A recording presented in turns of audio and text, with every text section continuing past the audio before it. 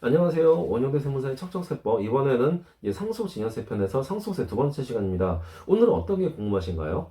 이게 요즘 서울에 부동산이 워낙 뛰어서 음, 10억이 넘는 집이 뭐 너무 많아졌잖아요. 많죠.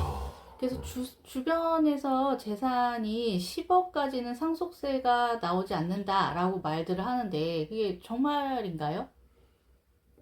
이게 또 제가 말씀드리면은 10억까지 상속세가 나오지 않을 수도 있고 나올 수도 있어요.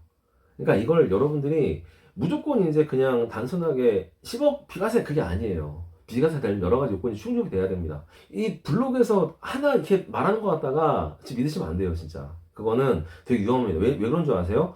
이걸 정확히 파악하지 않고 단순하게 세금 안 넣는다고 했다가 나중에 세금 넣으면 어떻게 할 거예요? 예.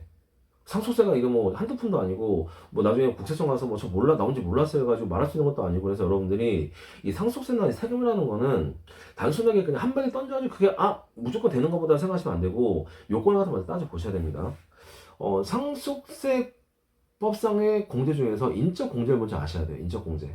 그래서 인적 공제의 간단한 구조를 설명을 드릴게요. 먼저 인적 공제 같은 경우 크게 세 가지가 있습니다. 크게 세 가지. 첫 번째가 기본 기초 공제. 이 기초 공제가 있고 두 번째가 배우자 공제가 있어요. 그다음에 세 번째가 일괄 공제가 있습니다. 그래서 이걸 차근차근 설명드리면은 일단 기초 공제가 뭐냐면 상속이 개시가 되면은 상속받은 재산에 대해서 일단 2억 원을 까줘요. 2억 원이 기본빵입니다. 그래서 기초공제 2억 원이 있고 두 번째가 배우자 상속공제인데 이 배우자 상속공제는 이거는 왜 들어왔느냐? 왜 특별히 배우자만 또 상속공제 주느냐? 기본적으로 민법에서 상속이라는 개념은 뭐냐면 세대에서 세대로 자산이 이전이 될 때 그때 과세는 상속세예요. 근데 중요한 거는 배우자는 돌아가신 분하고 같은 세대입니다. 돌아가신 분의 재산을 같이 읽었기 때문에 같은 세대이기 때문에 상속의 개념을 모두 적용하기에는 어폐가 있다. 그럼 어떻게 하느냐? 일단 배우자 입장에서는 돌아가신 분이 남겨둔 상속 재산에 대해서 그 재산을 형성할 때까지 기여분이 있기 때문에 그 부분을 공제를 해주고 플러스 세대 간의 자산 이전이 아니라 이거는 같은 세대에서 자산 이전되기 때문에 상속세 과세할 때 공제를 큰 폭으로 해주겠다 겁니다. 그래서 배우자 공제 같은 경우에는 최소 5억에서 30억까지예요. 최소 5억이 무슨 말이냐면 배우자가 상속받은 재산이 5억이 안 된다고 하더라도 무조건 기본빵으로 5억은 공제해줍니다. 그 다음에 배우자가 만약에 5억을 넘어서 상속받잖아요. 그러면은 상속받은 금액을 모두 공제해줘요. 다 얼마까지? 30억까지. 그겁니다. 그게 배우자 공제. 그 다음에 이제 그 밖에 인적 공제가 있어요. 그 밖에 인적 공제는 뭐냐면 상속인의 성격에 따라서 공제해주는 건데, 첫 번째, 자녀 같은 경우에 1인당 5천만 원. 그 다음에 미성년자 같은 경우에는 19세까지 1년에 1천만 원씩 공제해줍니다. 그 다음에 연로자, 65세 이상의 연로자 같은 경우 추가로 5천만 원 공제해주고, 1인당 5천만 원. 그 다음에 장애인은 평균 우리나라 기대 연령 80한 두세 살이죠. 그때까지 1년에 1천만 원씩 공제해줘요. 그래서 이렇게 해서 이제 계산을 합니다. 그러면은 아까 말씀드린 2억 원하고 인적공제 포함해가지고 5억이 안 되면은 최소 5억을 공제해줘요. 근데 만약에 2억 원하고 제가 말씀드린 인적공제가 5억이 넘어간다? 그러면 그 합친 금액을 공제해줍니다. 근데 보통은 현재 우리나라는 4인 가족 기준으로 했을 때 특별한 사유가 있지 않으면은 보통은 인적공제 아무리 합쳐도 5억이 안 돼요. 못 넘어가요. 그렇기 때문에 우리나라 4인 가족 기준으로 했을 때는 기초공제랑 인적공제 합치면 5억이 안 되기 때문에 일괄적으로 5억을 공제해준다 얘기를 합니다, 보통. 그러면 결국에는 10억짜리 재산을 상속을 받으면 기본 공제, 기초공제 2억에다가 인적공제 합쳐가지고 5억 정도 받고, 그 다음에 배우자 공제가 그 상속을 안 받아도 일단은 기본빵 5억이 가기 때문에 합쳐가지고 10억이 공제된다고 하는 거예요.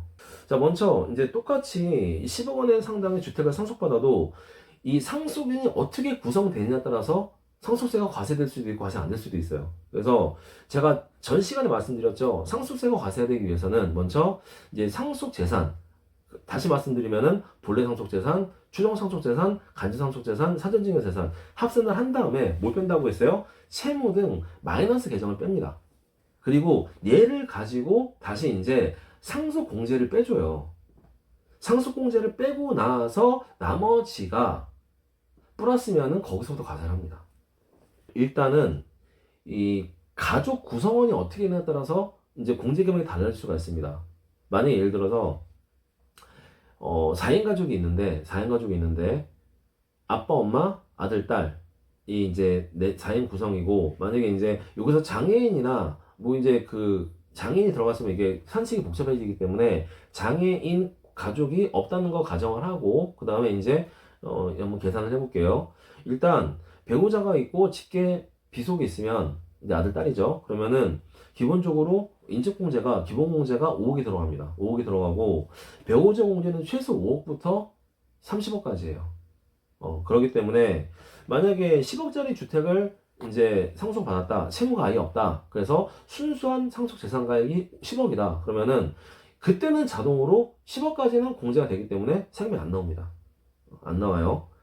그 다음에 만약에 배우자만 있다. 그러면 이제 자식들이 없고 딱 이제 그 자식이 없는 부부가 살았는데 한쪽이 사망을 해서 배우자가 단독으로 상속받는다. 그런 경우에는 기본 공제가 2억이고 그 다음 배우자 공제가 최소 5억부터 30억까지이기 때문에 이때도 마찬가지로 세금이 안 나옵니다. 네. 배우자 같은 경우에는 배우자가 상속받은 재산가액은 배우자가 받은 금액이 최소 5억부터 그러니까 5억 미만이라 하더라도 5억을 공제해주고 그 다음 5억을 초과하면은 30억까지는 상속받는 재산가액이 다 공제가 되기 때문에 배우자가 단독으로 만약에 10억 상속받으면은 배우자 공제만 해도 이거는 10억이잖아요. 그렇기 때문에 이 경우에도 상속세가 안 나와요. 안 나오고 그 다음에 이제 자녀만 있다. 쉽게 말하면은 아버지는 옛날에 돌아가시고 이번에 어머니가 돌아가셨어. 근데 어머니가 만약에 주택을 갖다가 10억짜리 남겨주고 돌아가셨어. 그러면은 당연히 기본공제 5억을 받을 수가 있는데 배우자 공제는 못 받겠죠. 없죠. 그럼 어떻게 되겠어요? 이 경우에는 5억만 공제받기 때문에 과세 대상 상속재산가액은 5억이 남게 됩니다. 그럼 이 부분에 대해서는 과세가 되겠죠. 그래서 이건 여러분들이 무조건 10억이 공제가 아니라 배우자가 있고 그 다음에 자녀들이 있는 경우에는 기본빵 10억부터 시작을 한다. 공제가. 그 다음에 이건 이제 오늘은 이게 너무 복잡하기 때문에 더 깊이는 말씀 못 드리는데 만약에 이제 10억이 넘어간다고 하더라도 배우자하고 자녀 간에 어떻게 재산 분할을 하느냐 배우자가 얼만큼 재산을 가져가에 따라서 이게 아예 상속세가 안 나오게 만들 수도 있습니다. 그러니까 이런 부분 같은 경우에는 좀 복잡한 부분이기 때문에 나중에 필요하시면은 별도로 저한테 좀 상담 받으시면 됩니다. 그 다음에 이제 상속 재산에 대해서 공제 같은 경우에는 제가 말씀드린 배우자 공제나 또는 기본 공제 같은 경우 인적 공제고 상속받은 재산에 대해서 물적 공제가 여러 가지가 있어요. 그래서 나중에 여러분들이 실제로 상속을 진행하실 때는 그런 각종 공제들을 잘 활용을 하셔야 상속세가 세금이 훨씬 줄어들 수가 있습니다. 이해되셨나요? 네. 자, 오늘은 그러면은 이제 이 상속 공제에 대해서 간단한 설명을 드렸고, 다음 시간부터는 또 이제 다른 내용을 가지고 다시 찾아뵙겠습니다. 감사합니다.